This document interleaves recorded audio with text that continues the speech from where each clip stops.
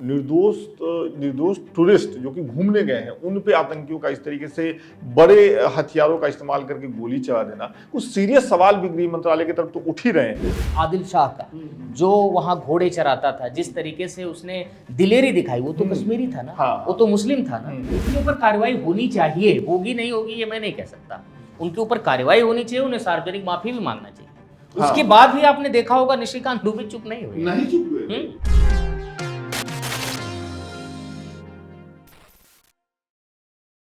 जम्मू कश्मीर के पहलगांव में जो कायराना आतंकी हमला हुआ और जिसमें 28 लोगों की मौत हो गई, उसके बाद भारतीय जनता पार्टी और भारतीय जनता पार्टी के नेतृत्व वाली सरकार के अंदर खाने क्या कुछ हलचल हुई, कैसे गृह मंत्री अमित शाह कुछ ही देर में पूरे हड़बड़ी में चार्टर प्लेन पर चढ़ते दिखे। उस दौरान क्या हुआ, उनके चार्टर प्लेन पर बैठने के पहले कौन सी मीटिंग हुई, क्या कुछ हुआ, इसकी बात करेंगे। बिहार में देश के प्रधानमंत्री नरेंद्र मोदी पहली बार इस हमले पर खुलकर बोले और उन्होंने एक साफ चेतावनी दी। बिहार की इस रैली और इस सरकारी कार्यक्रम से क्या कुछ संदेश निकले, इस पर बातचीत करेंगे।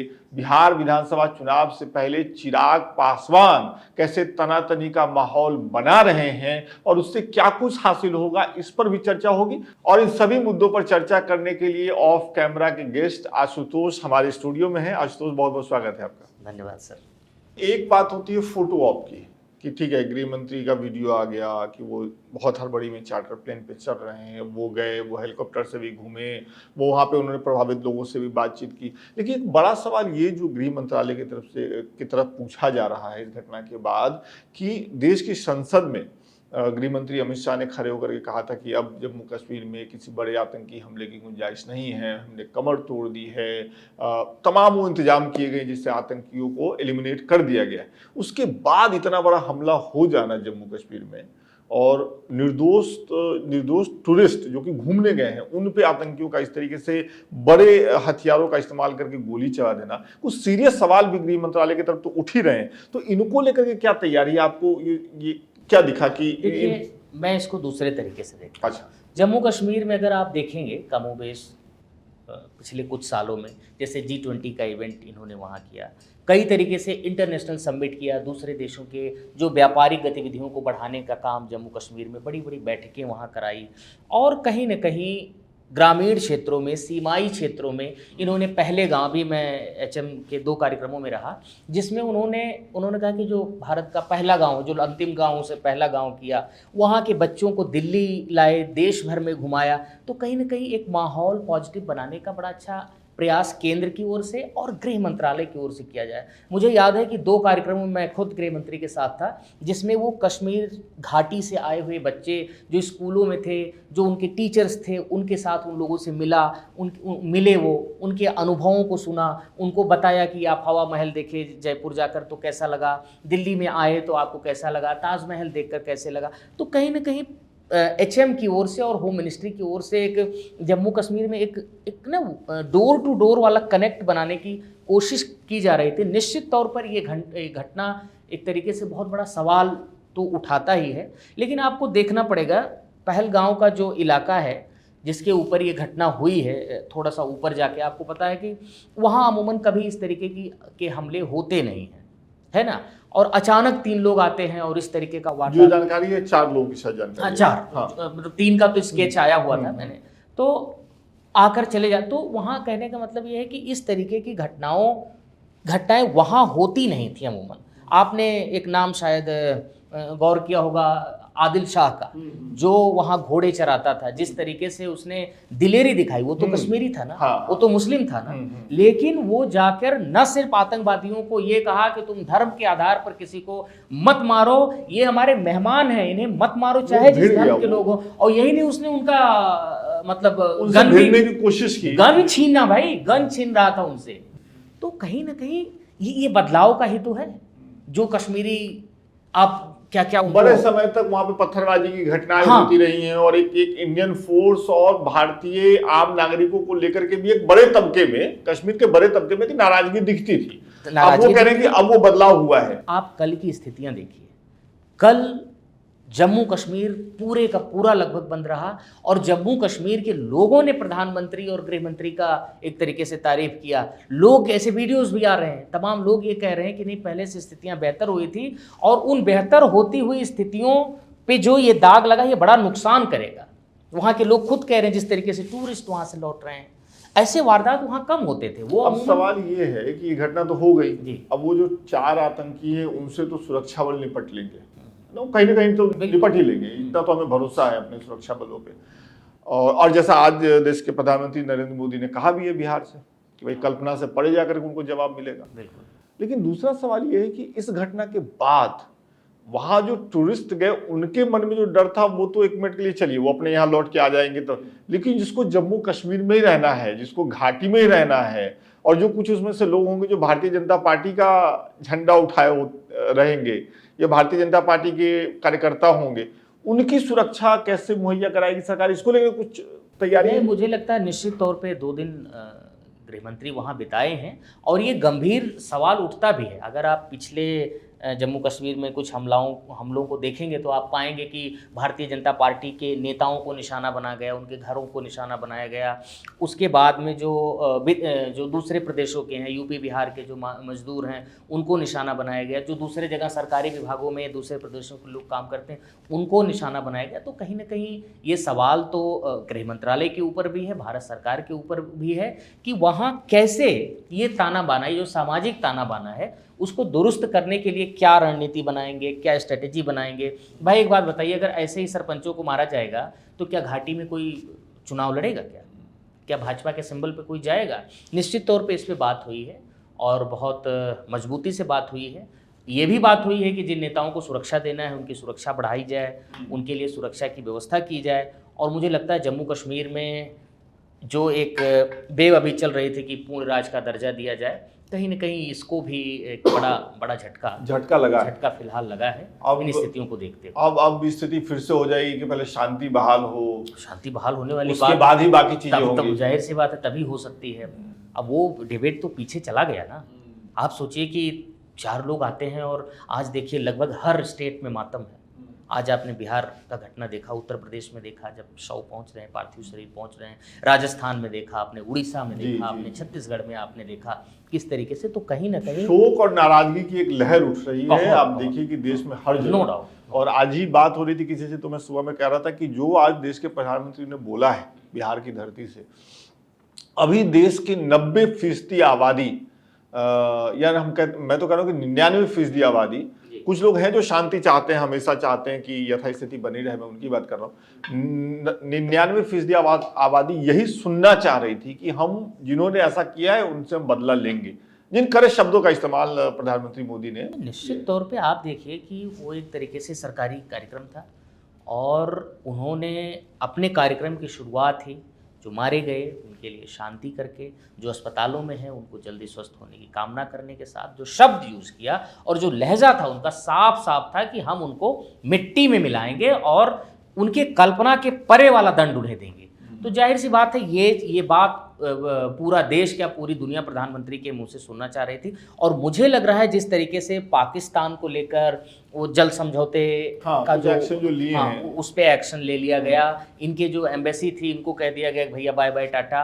और भी जो स्टेप गृह मंत्रालय, उसके बाद में विदेश मंत्रालय, हमारी खुफिया एजेंसीज मिलकर जो बना रही हैं और भी आने वाले दिनों में। तो आपको लग रहा है कि आने वाले दिनों में और कुछ कड़ा एक्शन देखने को मिल सकता है? नहीं, जाहिर सी बात है, ये आपके स्वाभिमान पे हमला है, ये आपके विचार पे हमला है, ये आप जो माहौल बना रहे थे, जो भाईचारे का जो ये स्थिति दिखाने की कोशिश कर रहे थे कि जम्मू कश्मीर में सब कुछ ठीक हो रहा है और जो ठीक भी हुआ है उसको नुकसान पहुंचाया है। और वहाँ पर्यटकों पर हमला कर आपने देश के हर राज्य में, और आपने ये हमला किस समय हो रहा है आप देखिए, जब अमेरिका के वाइस प्रेसिडेंट आपके देश में है और आपके पीएम साहब ऐसे देश में जो मुस्लिम कंट्री, आप कहीं ना कहीं सोचिए कि कितना स्ट्रेटेजिक। तारीखों का चुनाव भी बहुत ध्यान से किया है आपने, तारीखों का बहुत काम किया इसके पीछे। मुझे ऐसा लग रहा है। और जगह खासकर टूरिस्ट को कभी जम्मू कश्मीर में मैंने नहीं सुना था। नहीं, मैंने भी नहीं सुना। मैं जब भी जाता हूँ वहाँ की बोली भाषा, जिस तरीके से आदर के साथ आपको मिलते हैं, वो कभी ये नहीं पूछते आप हिंदू हो, मुस्लिम हो, पारसी हो, जैन हो कि सिख हो। उनके लिए टूरिस्ट हो, और टूरिस्ट हो तो उनकी वो आपकी इज्जत करेंगे, आपकी देखभाल करेंगे। तो कहीं ना कहीं ये कश्मीरियों के लिए भी बहुत बड़ी, जितने भी नेता हैं, आप चाहे अब्दुल्ला फैमिली को ले लीजिए, चाहे मुफ्ती जी को ले लीजिए, जितने भी नेता हैं, सबने इसकी सबने एक तरफ से इसकी आलोचना की है। बहुत कड़ी किसी मुखालफत। भी कश्मीरी नेता ने इस पे कुछ ना बोला हो ऐसा मुझे नहीं लगता, और जिसने बोला उसने आलोचना ही की, आलोचना कड़े शब्दों में आलोचना की। अच्छा चलिए इस घटना से थोड़ा सा अलग चलते हैं। एक बात जो मुझे भी ध्यान में आ रही है, पिछले दिनों एक और दिलचस्प घटना हुई, वो हुई भारतीय जनता पार्टी के एक सांसद हैं निशिकांत दुबे, और उनके एक ट्वीट से ये पूरी बात शुरू हुई। पहले उन्होंने ट्वीट किया, अगर आपको ध्यान में हो वो ट्वीट कि अगर सारा काम न्यायपालिका ही करेगी तो संसद को बंद कर देना, संसद और विधानसभा। उसके बाद उन्होंने समाचार एजेंसी एएनआई को बुलाया और उन्होंने एएनआई को पूरा एक बयान दिया, जिसमें उन्होंने कहा कि देश में जितने गृह युद्ध हो रहे हैं उसके लिए देश के सीजीआई संजीव खन्ना जी जिम्मेदार हैं। इस बयान से भारतीय जनता पार्टी ने तो किनारा कर लिया, लेकिन आपको क्या लगता है, इसके बिटवीन द लाइन पढ़ने की कोशिश की आपने कि क्यों निशिकांत दुबे ये बयान दे रहे हैं? ऐसा तो हो नहीं सकता कि उनको इस बयान की गहराई और इसके असर का अंदाजा नहीं होगा। नहीं, मैं आपकी बात से पूरी तरीके से सहमत हूं, लेकिन इस बयान से पहले आप लौटिए उपराष्ट्रपति के बयान पे। उन्होंने भी कहा ना कि संसद वो सर्वोच्च संस्था है, संसद से ऊपर कुछ नहीं। उन्होंने कहा, उनका बयान थोड़ा एक तरीके से संवैधानिक पद पे है। नहीं, मैं कहूंगा कि उपराष्ट्रपति के बयान और निशिकांत दुबे के बयान में कोई तुलना ही नहीं है। हाँ, उपराष्ट्रपति का बयान आप उस पर ऐतराज जता सकते हैं, लेकिन वो भाषा की मर्यादा रखता है, वो कोर्ट का सम्मान उसमें दिखता है, वो दो संस्थाओं के बीच कैसा रिश्ता हो इसकी बात कर रहा है। वही कि संसद का क्या काम है, सुप्रीम कोर्ट का क्या काम है, वो बयान एक तरफ है। जी, मैं वही कह रहा हूं कि उनके बयान को सुनने के बाद शायद ये उनसे कई हजार गुना जो है आगे चले गए, जिसका आप देखिए कि भारतीय जनता पार्टी के सबसे बड़े नेता एक तरीके से जो राष्ट्रीय अध्यक्ष हैं, उन्होंने तुरंत लंबा ट्वीट किया और उनके बयान से किनारा किया। लेकिन इस बात से नकारा नहीं जा सकता कि भारतीय जनता पार्टी में अंदर खाने बहुत सारे नेता हैं जिनको सुप्रीम कोर्ट के एक तरीके से जो सुप्रीम कोर्ट के निर्णय हैं उसको एक तरीके से वो दखल मानते हैं। किस निर्णय को? वक्फ बोर्ड भी देख लीजिए, राज्यपालों का जो अधिकार सीमित किया गया उस मामले को भी देखिए। वो तो लेकिन कानून की तरफ से कोई फैसला दिया जाएगा आशुतोष, तो उसको तो कानूनी लड़ाई लड़ने का रास्ता खुला हुआ है ना। नहीं, इसीलिए जो भारतीय जनता पार्टी का सबसे जिम्मेदार नेता है, उनको पूरी तरीके से इस बयान का, इस विचार का खिलाफत किया और उन्होंने पार्टी से पल्ला झाड़ लिया। लेकिन मैं फिर भी कह रहा हूं, कहीं ना कहीं बहुत सारे नेता हैं जिनके अंदर ये है कि हाँ यार ये क्या हो रहा है। अच्छा, तो हमारी भावना को निशिकांत दुबे ने आगे बढ़ाया। आप ये मैं यही कह रहा हूं कि उन तमाम नेताओं की भावनाओं का रिप्रेजेंटेशन इन्होंने कर दिया। जबकि मैं ये मानता हूं कि अगर आप इनके प्रीवियस रिकॉर्ड को देखेंगे तो ये एचएम के भी करीबी हैं, पीएम साहब के भी करीबी हैं। पार्लियामेंट में इनको कई मौके दिए गए कि आप अपनी बात को रखिए, और मैं उन्हें एक अच्छा वक्ता, एक समझदार नेता मानता हूं। उन्होंने ये बयान क्यों दिया, ये मेरे थोड़ा सा समझ के परे है। ऐसी भाषा का उपयोग क्यों किया, ये मेरे समझ के परे है। लेकिन जो मैंने थोड़ी सी समझने की कोशिश की वो ये है कि भाजपा में कुछ नेताओं को ये जरूर लग रहा है कि ये ठीक नहीं है, लेकिन लगना तो लग सकता है, आपको उसकी मर्यादा रखनी चाहिए। मुझे लगता है वो निशिकांत दुबे ने, मैं व्यक्तिगत तौर पे कह रहा हूँ कि उन्होंने वो भाषा की मर्यादा शायद लांघी है। यही वजह शायद जेपी नड्डा साहब को महसूस हुआ और उन्होंने तुरंत उससे किनारा किया। लेकिन मेरा सवाल अगला इस पे आपसे ये है, बतौर पत्रकार हम सब इतने दिन से काम कर रहे हैं, देश की सबसे बड़ी संस्था है सुप्रीम कोर्ट, और सुप्रीम कोर्ट जब भी या कोई भी कोर्ट जब कोई फैसला देती है तो दो पक्ष होते हैं उस फैसले के, एक जिसके पक्ष में वो फैसला जाता है, दूसरा जिसके पक्ष में नहीं जाता है। जिसके पक्ष में नहीं जाता है वो हमेशा मानता है कि कोर्ट ने गलत किया। ये तो होता ही है ना, आम से खास सबके साथ यही होता है। उस संस्था के खिलाफ सत्ताधारी पार्टी का एक सांसद इस तरीके का बयान देता है जिसमें वो कहता है कि सीजीआई जिम्मेदार है देश में हो रहे गृह युद्ध के लिए। क्या इसके बाद सिर्फ उनके बयान पर पार्टी अध्यक्ष का ये कहना कि ये उनका व्यक्तिगत बयान है काफी? नहीं, मुझे लगता है व्यक्तिगत तौर पे काफी नहीं। उनके ऊपर कार्रवाई होनी चाहिए, होगी नहीं होगी ये मैं नहीं कह सकता। उनके ऊपर कार्रवाई होनी चाहिए, उन्हें सार्वजनिक माफी भी मांगना चाहिए। उसके बाद भी आपने देखा होगा निशिकांत दुबे चुप नहीं हुए भाई। तो इस पे मुझे लगता है, और मुझे लगता है न सिर्फ इन्हीं पे कार्रवाई हो, आपको राहुल गांधी के भी बयान को देखना चाहिए। कौन से बयान पे? क्या कहा उन्होंने अमेरिका में जाके? चुनाव आयोग पे जो कहा। चुनाव आयोग पे क्या चुनाव आयोग एक संवैधानिक और स्वतंत्र संस्था नहीं है? क्या इसी चुनाव आयोग ने आपको, या इसी सिस्टम से आप क्या कई राज्यों में, 2-3 राज्यों में सरकार में नहीं है कि नहीं? और ये बात आप जाकर विदेश में करेंगे तो ना सिर्फ निशिकांत दुबे, राहुल गांधी, भाई हमारे लोकसभा में नेता प्रतिपक्ष हैं, आप एक संवैधानिक पद पे बैठे हुए हो, निशिकांत दुबे पर भी कार्रवाई होनी चाहिए। और देश के बाहर जाकर, आप विदेश में जाकर राहुल गांधी जो हमारे संवैधानिक पद पे बैठे व्यक्ति हैं, जो एक जिम्मेदार पार्टी के जिम्मेदार लीडर हैं, वो जाकर विदेश में अगर हमारे चुनाव आयोग के ऊपर सवाल उठाते हैं तो इस पर भी कार्रवाई होनी चाहिए। मैं दोनों पर सहमत हूं। चलिए, लेकिन मुझे ये बताइए कि चुनाव आयोग पर इसके पहले भी, अगर आपको याद होगा, जब लाल कृष्ण आडवाणी, मेरे ख्याल से 2009 का उनका एक बयान है, जब वो चुनाव हार गए थे, उसके बाद उनका बयान है जिसमें वो चुनाव आयोग पर सवाल उठा रहे हैं।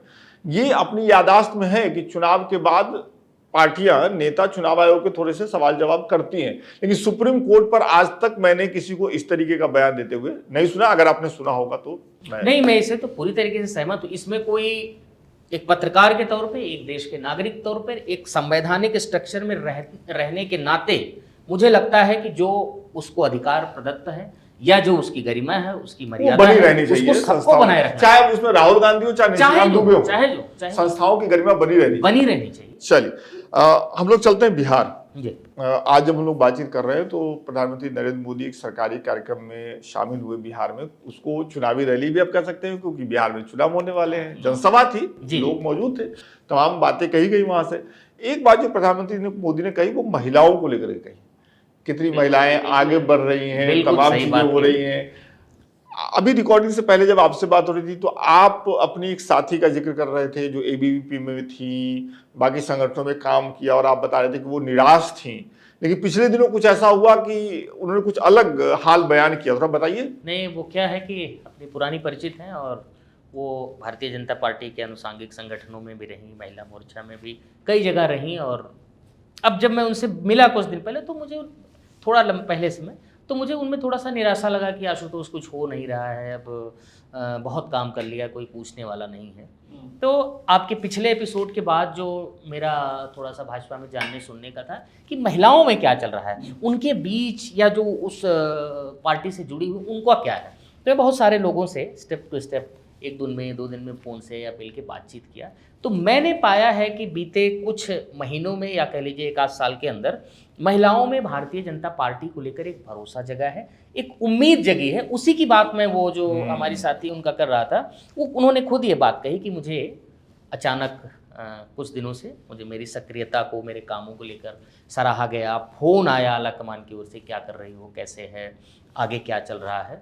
तो कहीं ना कहीं मैंने ये महसूस किया, ये बातचीत करने में जो, और मैं उनकी महिला विंग में मैंने बात किया, जो भारतीय महिला मोर्चा है या दूसरे अनुसांगिक संगठन हैं, तो मुझे लग रहा है कि महिलाएं जो है, थोड़ा उनको उम्मीद जगी है कि उनको पार्टी में, सरकार में जगह मिलेगी आने वाले दिनों में।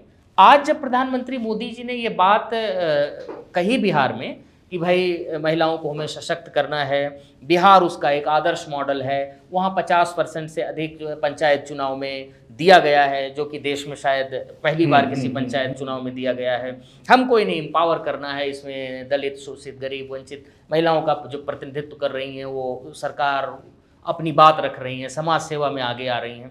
तो कहीं ना कहीं जो मेरी समझ थी, जो मैं कर रहा था, उसको वहाँ प्रधानमंत्री ने जब कहा, पुष्टि वहाँ मिली है। हाँ, मुझे जरूर पुष्टि मिली। तो मुझे लगा कि अब आइए राष्ट्रीय अध्यक्ष के चुनाव में, राष्ट्रीय स्तर पे आपको पता ही है, अभी तक जो पिछली बार हमने कहा था, अभी वो तय नहीं हो पाया है।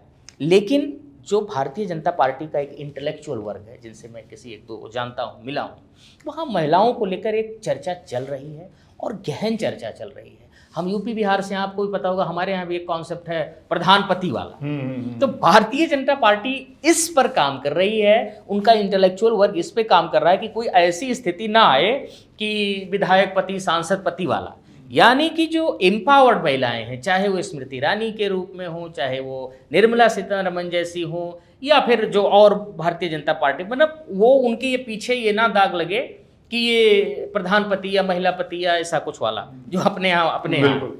तो एक चीज और, मैं आप कुछ कह रहे हैं, कंप्लीट मैं कह रहा हूं कि एक तरीके से एम्पावर्ड महिलाओं को, एक ऐसी इन महिलाओं को आगे लाया जाए जिनकी पहचान वो खुद बनाए। ओके। इसको लेकर भारतीय जनता पार्टी में चर्चा चल रही है, अंदर खाने बैठकें हो रही हैं, इनको ट्रेंड कैसे किया जाए, इनको कैसे उस स्तर पे लाया जाए, क्योंकि आने वाले समय में राष्ट्रीय स्तर पर में भाजपा में तमाम प्रदेशों के चुनाव में, इवन बिहार के विधानसभा चुनाव में आप महिलाओं के प्रतिनिधित्व को अधिक देखेंगे भारतीय जनता पार्टी में। ये मेरी एक बात है जो मैंने बहुत दिलचस्प जानकारी दे रहे हैं। और कोई भी पार्टी अगर मजबूती से महिलाओं को अपने पक्ष में कर लेती है, बिहार में देखिए नीतीश कुमार ने महिलाओं को अपने पक्ष में ऐसे किया है, पूरे देश का बड़ा हिस्सा शराबबंदी की आलोचना कर रहा है, लेकिन नीतीश कुमार उसको लागू किए हुए क्योंकि महिलाओं की वजह से, महिलाओं के नाते सही। और ये एक फैसला बिहार की महिलाओं को बहुत पसंद आ रहा है। कई बार लोग कहते हैं ना कि शराबें तो मिलती हैं, हर बिहार में हर चौक चौराहे पे मिलती है, होम डिलीवरी हो रही है, मजाक में कहा जाता है, लेकिन उसके बाद भी जो एक बेसिक चीज लोग नहीं पकड़ पा रहे हैं कि पहले आदमी शराब पी करके आता था और अपनी महिला को कूटता था, मारता था। स्वाभाविक जो गरीब तबका है, अनपढ़ तबका है, उसमें होता है ये। लेकिन जिस दिन से ये कानून लागू हुआ है, जिस दिन से पकड़ाने का डर है कि अगर आदमी शराब पी के भी आ रहा है तो बोल नहीं रहा महिला के सामने, वो हाथ पर जोड़ कर सो जा रहा है, बिल्कुल सही। तो कहीं ना कहीं वो महिलाएं इससे थोड़ा सा इंपावर्ड फील कर रही हैं। जो आदमी उन पे हाथ उठाता था, जो आदमी उनसे बदतमीजी करता था, अगर वो कभी पी के भी आ रहा है तो चुपचाप दब के सो जा रहा है ना। तो ये एक बड़ा बदलाव है जिसको नीतीश कुमार ने पकड़ा है। तो अगर बीजेपी भी महिलाओं को अपने संगठन में जोड़ने की कोशिश कर रही है, निचले स्तर से लेकर ऊंचे स्तर तक, जैसा आप कह रहे हैं, तो यह बड़ा बदलाव होगा। मैं ये कह सकता हूँ कि महिलाओं के लिए अच्छे दिन आने वाले हैं, अच्छे दिन आने वाले। हाँ, वो संगठन में भी जाएंगे, सरकार में भी जाएंगे, और उनको पंचायत चुनाव से लेकर प्रधानमंत्री तक के चुनाव तक आप, मतलब मैं कह रहा हूं कि संसदीय चुनाव तक में भी, आप स्टेट के चुनाव में आप उनको प्रतिनिधित्व, आप देखेंगे मंत्रिमंडल में महिलाओं की संख्याएं बढ़ेंगी, पंचायत में बढ़ेंगी, स्टेट में जहां होगा, संगठन में, और खासकर जो राष्ट्रीय संगठन नया तैयार होगा, राष्ट्रीय अध्यक्ष के जो नए राष्ट्रीय अध्यक्ष आएंगे, उनके नेतृत्व में जो तैयार होगा, उसमें तमाम महासचिवों को आप पाए देखेंगे कि महिलाएं जो है महासचिव और जो पार्टी में प्रवक्ता और जो तमाम अच्छे बड़े पद हैं, उन ओहदों पर आप अब जो है महिलाओं की संख्या आपको भारतीय जनता पार्टी। दिलचस्प अंदर की जानकारी है। चलिए, आपने महिलाओं के अच्छे दिन की बात तो कही, यस, लेकिन बिहार में ऐसा लग नहीं रहा है कि जदयू बहुत अच्छे दिन लाने के मूड में है। क्यों मैं ऐसा कह रहा हूँ? हाँ बताइए, आप बताइए भैया, आप भी बिहार के हैं, बताएं। मैं ये इसलिए कह रहा हूँ क्योंकि मैं पढ़ रहा था, जो बिहार के कुछ जानकार हैं, जो पटना में रहते हैं, जो राजनीतिक खबरों को बहुत अंदर से जांचते परखते हैं। मौर्या लोग एक जगह है पटना में, वहाँ खड़े होकर के पत्रकार डेली शाम में हर खबर का पोस्टमार्टम करते हैं। अच्छा। तो वहाँ से निकली एक खबर ये कहती है कि आज जो रैली हुई है बिहार में प्रधानमंत्री नरेंद्र मोदी की, उसका बहुत दिनों से जदयू में वेट हो रहा था। जदयू के नेता उसका वेट कर रहे थे और वो ये सोच रहे थे और कह रहे थे दबी जुबान में कि आज की रैली में अगर प्रधानमंत्री नरेंद्र मोदी ने इस बात की घोषणा कर दी कि अगला चुनाव नीतीश कुमार के नेतृत्व में ही हम लड़ेंगे और नीतीश कुमार ही अगले सीएम होंगे, तब तो ठीक है। और अगर ऐसा नहीं हुआ तो जदयू और बीजेपी पे दबाव बनाने की रणनीति अपनाना शुरू करेगी। हाँ, ये शुरू करेगी। तो अब क्या है ये तनातनी पे आपके पास कुछ जानकारी है? बीजेपी इसके लिए तैयार होगी, मुझे लग रहा है। देखिए, ऐसा है, आज का जो मंच था बेसिकली वो ऑफिशियली पॉलिटिकल मंच नहीं था। तो वहाँ इस तरीके की बातें होना, मुझे नहीं लगता कि उसकी कोई गुंजाइश थी। दूसरी बात यह है कि इसी महीने के अंत में एचएम साहब का दौरा ऑलरेडी लगा हुआ है। तीसरी बात यह है कि प्रधानमंत्री ने फिर वही दोहराया कि मेरे प्रिय, लोकप्रिय मुख्यमंत्री और मेरे दोस्त नीतीश कुमार जी के लिए। पिछली बार उन्होंने दुलारे कहा था तो उसमें बवाल हो गया। तो ये मंच नहीं था, लेकिन मैं आपको बता रहा हूँ कि एचएम जब जाएंगे तो उस दौरान सीट बंटवारे से लेकर इन सब तमाम मुद्दों पर वो 2 दिन वहाँ बिताने वाले हैं, उसमें चीज़ें व्यवस्थित होंगी, निकलेंगी। ये मंच आज का फिलहाल उसके लिए नहीं था। वहाँ बहुत कुछ चल रहा है, सीट बंटवारे को लेकर जो भी दल हैं वो अपना ठेलम ठेला दिल्ली में चिराग पासवान क्या कर रहे हैं? देखिए, चिराग भाई साहब इस समय 40 सीटों का दाव जो है, मुझे जो सूचना है कि 40 के लिए वो अड़े हुए हैं कि उनको 40 सीट चाहिए। अब जेडीयू पहले से कह रही है कि हम जो है बड़का भैया है ना, भाजपा क्यों छोटका भैया कहेगी, वो तो बड़ा है। तो आप इसके पिछले चुनाव में अगर आप उड़ीसा लौटेंगे तो कमोबेश यही जो है बीजेडी और भारतीय जनता पार्टी, छोटे मियाँ बड़े मियाँ, कौन छोटा मियाँ होगा बड़ा मियाँ, वो तैयार नहीं थे, ये अड़े हुए थे कि नहीं भाई हमको इतनी सीटें चाहिए।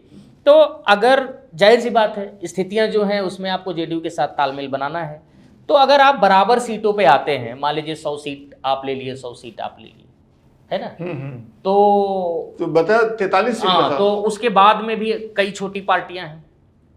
चिराग साहब अगर 40 इनको पूरा चाहिए, 50 पूरा चाहिए, 40 कह रहे हैं, मान लीजिए 40 उन्होंने मांगा है कि 40 उन्हें चाहिए ही चाहिए, तो जाहिर सी बात है समझौता कौन करेगा, किसके कोटे से जाएगा? क्या भाजपा छोटा मियाँ बनेगा या जेडीयू बनेगा? जेडीयू तो बनेगी नहीं। तो वो बनेगी नहीं तो ये काहे को बनेगी? तो फिर चिराग हाथ से निकल जाएंगे। तो चिराग हाथ से निकल जाएंगे तो चिराग के पास एक चाचा है ना। अच्छा, अरे चाचा, पारस चाचा तो हैं। पारस चाचा तो अभी पिछले दिनों बयान दिए कि हम जा रहे हैं, एनडीए में नहीं है। ये पॉलिटिक्स, जब उनको कहा जाएगा आइए एचएम मिलना चाहते हैं तब, और आपके लिए कुछ अच्छा सोचा है तब क्या करेंगे? तो इस नाते जो है मुट्ठी में अभी सब कुछ भारतीय जनता पार्टी के है। सहमति एचएम साहब बनाएंगे। आपने देखा होगा इन्होंने झारखंड के चुनाव में भी रायता फैलाया था चिराग जी लेकिन ने। एक बार बताइए, ये सारे काम तो राष्ट्रीय अध्यक्ष के होते हैं। हाँ, राष्ट्रीय अध्यक्ष के आप होते हैं। बार बार ऐसे में अब आप जो है मतलब है कि चलता है इसमें नहीं। आप अब खबर यहाँ ये है कि ये सारी चीजें, सीटों का बंटवारा, आपस के झगड़े, पार्टी कहाँ क्या, ये सब अभी भी गृह मंत्री ही तय कर रहे हैं। जेपी नड्डा जी, अब मैं इस पे क्या कहूँ? आप ही कह रहे थे। नहीं, मैं इस पे क्या कहूँ? मैं आप खुद देखिए, जब तमिलनाडु से एआईडीएमके के प्रतिनिधि आए तो किससे मिले? हाँ, जाहिर सी बात है। तो सत्ता के केंद्र अमित शाह जी हैं, इसमें कोई दो राय नहीं है। सामंजस्य बैठाते वही है। तय कौन करता है ये आप कह सकते हैं, मैं इसको ऐसे नहीं कह सकता कि अमित शाह ही तय करते हैं, गृह मंत्री ही तय करते हैं। जाहिर सी बात है राष्ट्रीय अध्यक्ष की सहमति ली जाती है, उनसे चर्चा की जाती है, लेकिन केंद्र बिंदु तो आपने देखा ही होगा, चुनाव में भी और जगहों पर भी निर्णय लेने में अमित शाह जी रहे और उसको स्वीकार करना चाहिए। मैं तो मान के चलता हूं कि भाई अमित शाह जी का अहम रोल होता है, मैं उसको ऐसे कहूँ। नहीं, नकार मैं भी नहीं रहा हूं, मैं क्यों नकारूंगा? हमें क्या लेना इससे। लेकिन मैं ये देख रहा हूं कि भारतीय जनता पार्टी जो लोकतंत्र की बात करती है, भारतीय जनता पार्टी जो इतनी जिम्मेदारियों की बात करती है, भारतीय जनता पार्टी में आज भी पार्टी से जुड़े हुए जो ज्यादातर फैसले हैं, कहाँ कौन सा गठबंधन होगा, किस चुनाव में, किस राज्य में कौन सा चुनाव है, क्या हो, वो सब गृह मंत्री के आसपास से होकर के ही निकलता है। पार्टी अध्यक्ष सेकेंडरी रहते हैं। मतलब ये स्थिति तो है ही ना। नहीं, तो इसको कहने में कोई हर्जा थोड़ी है। हाँ। आप कहते ही हैं भाई सत्ता केंद्रीकृत है, कितने समय से विपक्ष कहता आ रहा है प्रधानमंत्री एचएम दोनों लोग मिलकर फैसले लेते हैं। पर मुझे लगता है कि भारतीय जनता पार्टी एक बड़ी पार्टी है, बड़ा स्ट्रक्चर है, वो एक सीनियर लीडर हैं, वो राष्ट्रीय अध्यक्ष रह चुके हैं, है ना, पूरे आप एक बात बताइए, 2014 के बाद जो भारतीय जनता पार्टी थी और उसके पहले क्या अंतर आपको दिखा? अंतर तो जाहिर सी बात दिखा। उस अंतर को लाने में केंद्रीय गृह मंत्री अमित शाह ने कितनी बड़ी भूमिका निभाई है? क्या किसी से छिपा है? तो ऐसे में उनके हाथ में अगर होल्ड है, अगर वो मुद्दों को सुलझा सकते हैं, अगर कोई ये कहता है कि मुझे एचएम साहब से ही बात करनी है, तो इसमें जाहिर सी बात क्या है? मैं वही कह रहा हूँ कि हर्जा तो कुछ भी नहीं है, लेकिन हर्जा तब होता है जब भारतीय जनता पार्टी के नेता कहते हैं कि कांग्रेस के सारे फैसले गांधी परिवार लेता है। जाहिर सी बात, खड़गे जी की नहीं चलती है। वो पॉलिटिक्स में खूब कहते हैं, उनको ये मतलब आप देखिए ना कितना कॉन्ट्रडिक्शन है। देखिए सत्ता का पिछले केंद्र 10 मिनट से सारी राष्ट्रीय पार्टियों में सत्ता का केंद्र बिल्कुल केंद्रित है, अलग होता है। अब है केंद्रित रहता है। अब उसको आप जस्टिफाई कर सकते हैं नहीं भी है, और आप जो दिख रहा है वो आप देखिए। भाई आप ये देखिए ना कि किससे मिलना चाह रहा है कौन नेता। पलानीस्वामी आकर किससे मिलना चाह रहे हैं, है कि नहीं? बिल्कुल बिल्कुल। जो दूसरे पॉलिटिशियन या दूसरे दलों के लोग आ रहे हैं, जो एनडीए दलों के लोग आ रहे हैं, पहले किसके घर ढोक देने जा रहे हैं, नमस्कार करने जा रहे हैं। तो जाहिर सी बात है अंडरस्टैंड करने वाले एकदम साफ ये बात है, लोगों को समझना चाहिए, मानना चाहिए सत्ता जो है, और माने ना समझे जान तो लेना ही चाहिए कि राजनीति में चीजें ऐसी हाँ, ये चलती हैं। हम लौटते हैं चिराग पासवान पे। अब एक सवाल मेरा बचा हुआ है चिराग पासवान पे। कुछ समय पहले मैं चिराग पासवान से मिला था, उन्होंने बहुत खुल के एक बात कही थी, आज से करीब 2-3 साल पहले, जब वो मंत्री नहीं बने थे। तो बात हुई थी बिहार के चुनाव या दिल्ली चुनाव। तो उन्होंने कहा था कि मेरे पिताजी ने जो गलती की, मैं वो गलती नहीं करूंगा। और वो गलती क्या थी उनके अनुसार, चिराग के अनुसार, कि रामविलास पासवान ने बिहार छोड़कर के जो दिल्ली की राजनीति की वो नहीं करनी चाहिए थी, और वो गलती वो नहीं दोहराएंगे। तो इससे एक चीज तो साफ है कि बिहार में चिराग की महत्वाकांक्षाएं तो हैं, वो मुख्यमंत्री भी बनना चाहते हैं। इसका भी बहुत क्लियर जवाब उन्होंने दिया था एक शब्द में कि यस, मैं बनना चाहता हूँ, मैं काबिल हूं तो बनूंगा। तो अब मुझे ये बताइए कि आप जो कह रहे हैं कि वो बीजेपी से 40 सीटें मांग रहे हैं, मैंने कहीं पढ़ा कि वो उप मुख्यमंत्री का पद भी मांग रहे हैं, लेकिन जाहिर सी बात है कि 40 सीटें मांग रहे हैं तो वो दूसरी बड़ी पार्टी होना चाहते होंगे, तो वो उनकी इच्छा है, तो वो उप मुख्यमंत्री का पद भी मांग रहे होंगे, हो सकता है मन ही मन वो मुख्यमंत्री भी सोच रहे होंगे। तो भारतीय जनता पार्टी कितना लेकर के चल पाएगी चिराग को, जैसे उनकी यूपी का बिहार का देखिए कास्ट, हम लोग वहाँ आपको भी पता है कि वहाँ वोट जो है किस पे होता है, कास्ट लाइन पे होता है। दो चुनावों का इनका परफॉर्मेंस देख लीजिए, किस आधार पे आप 40 सीट मांग रहे हो भैया। भाजपा के इतर अगर आप जाओगे तो आपको क्या मिलेगा, आपकी क्या वैल्यू है, आप कितनी सीटें ला सकते हो, आपके पिताजी कितनी सीटें लाया करते थे। ये भी भारतीय जनता पार्टी, अमित शाह जी पूछेंगे ना, ताकतवर आदमी है, कि भैया जी कितनी सीट आप जीत के आए हो, बिना भाजपा के आप कहाँ ठहरते हो। चिराग चले जाएंगे प्रशांत के साथ, तो प्रशांत के साथ जाएं, वो स्वागत है, चाचा जी बैठे हैं। अच्छा, ये तैयारी है बीजेपी की, चाचा जी से बात कर लिया जाएगा। भाई किसी के लिए भारतीय जनता पार्टी में बातचीत के लिए मनाही थोड़ी नहीं, और चाचा को कोई परहेज भी नहीं होना चाहिए। हाँ। उन्हें भी पता है कि केंद्र की कुर्सी कितने मजेदार होती है, उन्हें भी पता है कि अगर भारतीय जनता पार्टी, एक बात बताइए, चाचा अगर उनके साथ जाते हैं तो फायदा है कि इनके साथ फायदा, बताइए। किनके साथ? बीजेपी के साथ, मतलब इंडिया गठबंधन में जाते हैं या एनडीए में आते हैं? वो तो एनडीए में ही आना चाहेंगे। तो वो तो तैयार बैठे हैं, ऑफर इन्हें देना है। ये ऐसे ही उड़ रहे थे चिराग जी, आप देखिए झारखंड चुनाव में, हम अलग चुनाव लड़ लेंगे, हम इतनी सीटों पर प्रत्याशी उतारेंगे, हम ये करेंगे, हम कहा था ना, सार्वजनिक मंचों पे आया था ना कि हम अलग चले जाएंगे। गए क्या? भाजपा ने जितनी सीटें तय की थी उतनी दी, उतनी ही दी ना। ऐसा तो नहीं वो 7 सीट 8 सीट 10 सीट दे दी, जो उनके लिए तय था उतनी सीटें दे दी। वैसे जो इस समीकरण में जेडीयू और भारतीय जनता पार्टी मिलकर तय करेंगे, दोनों मेजर पार्टी हैं, दोनों मजबूत पार्टी हैं, बाकी को मानना पड़ेगा, बाकी को मानना पड़ेगा, उनके पास कोई ऑप्शन नहीं है। और इनको एनडीए छोड़ कर जाने का भी इनके पास कोई ऐसा नहीं, ये जाएंगे तो ये तुरंत जो है 3 राज्यों में सरकार बना लेंगे। हाँ, नहीं, चिराग मुझे लग रहा है कि वो इतने भी उतावले नहीं कि वो ये गलती करेंगे। नहीं, उनके यहाँ जिस तरीके से प्रचारित तो किया जा रहा है कि उन्होंने भी शायद कहा कि मैं मतलब लौटना चाहता हूँ, बिहार लौटना चाहता हूँ, बिहार पुकार रहा है, ये सब है। लेकिन ये सब पॉलिटिकल स्टंट है कि बिहार हमें पुकार रहा है, हम जाएंगे। अभी तुमको याद आया, निकल गया 1 साल और पहले निकल गया, पिताजी के बाद ही जाकर विरासत संभाल लेते। भाई लालू प्रसाद यादव के बेटे संभाले हुए हैं ना, चाहते तो वो भी आ जाते हैं, कुछ इंतजाम करके नहीं जीतते तो राज्यसभा आ जाते। लेकिन बिहार में जमे हुए हैं ना, आंखों से आंख मिलाकर लड़ रहे हैं। ये ना? तो है, ये तो आप क्या कर रहे हो? आप तो लंबा सा तिलक लगाए दिल्ली में बैठे हो। अब जब चुनाव आया है तब आप कह रहे हो कि नहीं हमको वहां लौटना है, हमको बिहार की जनता पुकार। तो ये सब पॉलिटिकल स्टंट है, ये कहीं नहीं जाएंगे, और जाएंगे तो चाचा तैयार है। हाँ, सीधी बात है। चलिए, इसी तरह की बातों का इंतजार रहता है हमारे दर्शकों को। ऑफ कैमरा में हर हफ्ते समय निकालते रहिए और हमारे दर्शकों के लिए इसी तरह की जानकारी लाते रहिए। बहुत बहुत शुक्रिया, धन्यवाद। कुछ ना कुछ नया लेकर आऊंगा, जो मुझे मिलेगी आप तक पहुंचाऊंगा। शुक्रिया।